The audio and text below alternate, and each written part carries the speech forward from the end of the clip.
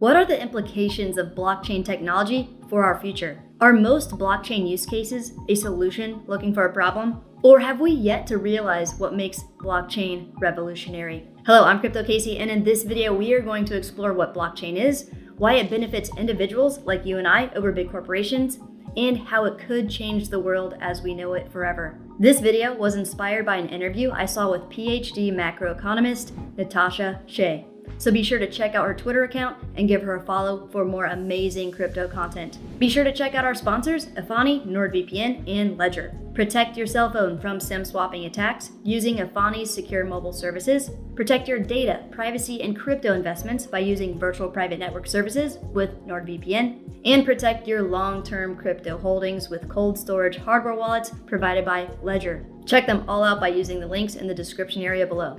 Awesome. Let's explore how tokenization of digital assets on the blockchain will revolutionize our daily lives in the future.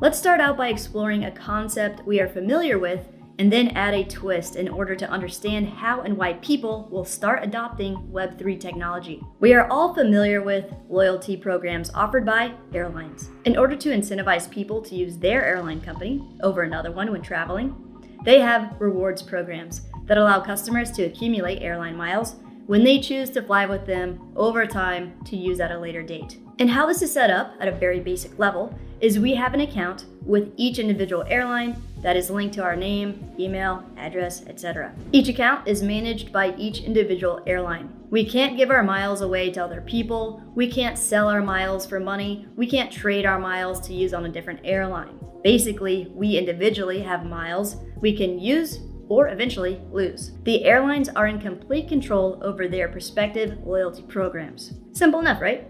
Cool.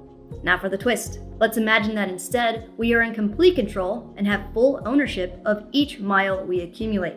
And then imagine that as we all accumulate miles for all these different airline companies, there's a way we can sell our miles to other people or trade miles with other people. So imagine instead of just having the option to use the miles ourselves or lose the miles, that as we accumulate them, there is a marketplace where we can choose to sell them for instant cash. Or if a ticket for a 300-mile trip was going to cost $300 when buying directly through Delta, and on this marketplace, you found someone offering to sell 300 Delta miles from rewards they had accumulated for $200.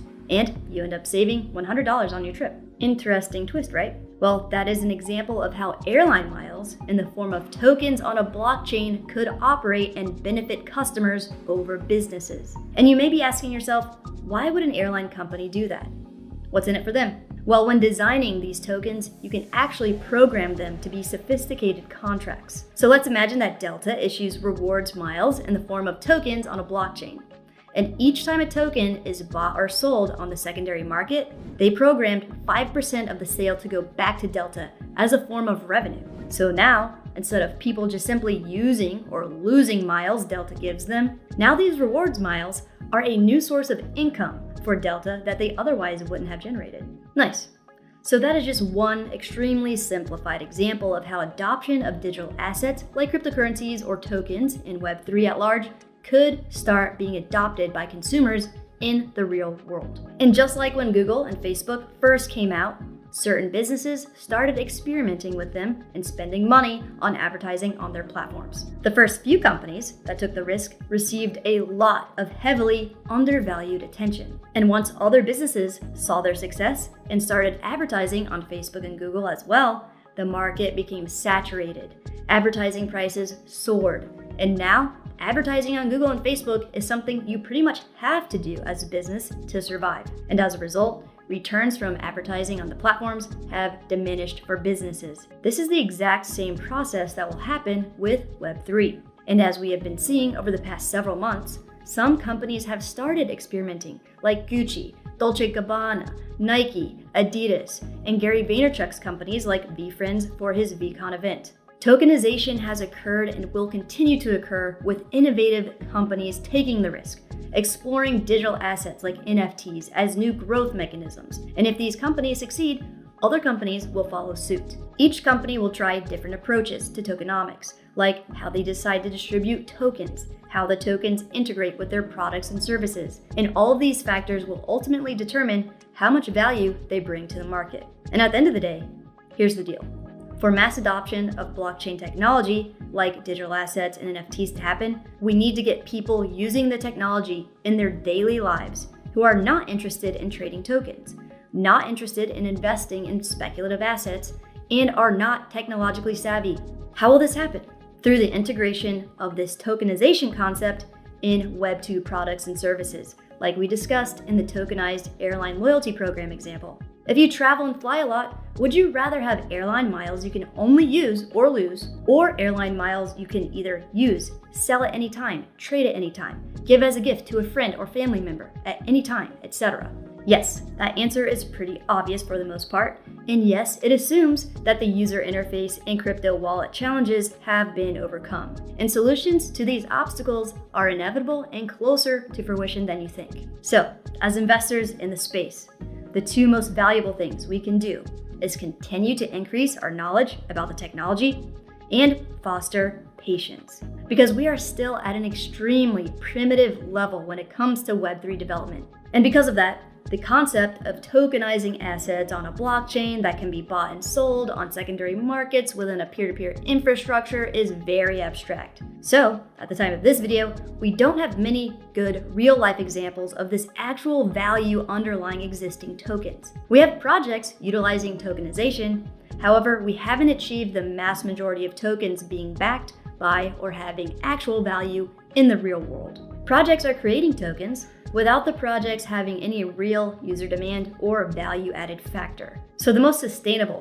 bull case for blockchain tech in the consumer world is by combining this tokenization concept with products and services that have a value-added factor and give representation of that value on a public blockchain platform. Currently, we've got experiments going on with play-to-earn games. However, they are lacking that value-added factor, because people are not choosing to play them because they are addictive, relaxing, or because people enjoy gaming, which are the valuable attributes of traditional games. Play-to-earn games right now are just a more active form of yield farming and are not really sustainable in their current form. So here's the key thing we need to understand and keep in mind as crypto investors while this new exciting technology continues to develop over time. The best way to think about blockchain is to consider it the Internet of Value. It allows for the creation of public, open, permissionless platforms that allow all of us to transact directly with each other, peer-to-peer, and allows any type of value to be exchanged with a unified standard, like the ERC20 tokens on the Ethereum network. This means that anyone on the platform can create a representation of value in the form of a token that can be traded with any other values around the world. Tokenization with liquidity will allow for an unfathomable amount of innovation, giving a sense of tangibility and representation to so many unknown and hidden values created in society. And this will create an additional layer of GDP, or gross domestic product, within societies, create new professions, and create investment classes like what we've already seen with this new speculative digital assets class we are all in together. With tokenization and liquidity, any kind of asset can be represented on the blockchain in the form of a token and will allow for the creation of secondary markets, which will greatly benefit regular people like you and I over big corporations. So the biggest question right now, since we are still so early in the development phase, is where this new blockchain-based future will be built. Each and every one of the current layer 1 and 2 networks like Ethereum versus Cardano versus Solana versus Polygon are experimental technology. All of their infrastructure are years away from handling a mass adoption of blockchain as the Internet of Value. Everything we are experiencing right now is the first rendition of what a blockchain-based Internet of Values could look like, and we have achieved proof of concept at best. And that fact should be extremely encouraging, because we've got a few years to, as we've been discussing throughout this bear market together, increase our knowledge, income, and build relationships with each other that are true patrons in the space instead of flighty tourists. All in all, the opportunity to generate a substantial amount of wealth over a 3-year, 5-year, or anything less than 10 years is an amazing once-in-a-lifetime opportunity we are fortunate enough to experience and take advantage of. The entire crypto space is still at a mere $1 trillion in total market cap. It's growing extremely quickly in relation to past technological advancements, and will create a world with more assets we can invest in, more professions we can consider, everything will be tradable, assets will be programmable, and the world will change immensely, hopefully for the better. Awesome. Thank you so much for taking the time to watch this video. If you enjoyed it, please make sure to like this video, subscribe to the channel, and click the bell notification to stay up to date on all of the latest content. So what did you think about the airline loyalty program analogy? Are you able to wrap your head around the power of tokenization and liquidity on a blockchain network? Or do you think we should flesh out these concepts together in more depth? Let me know in the comments below. Be safe out there.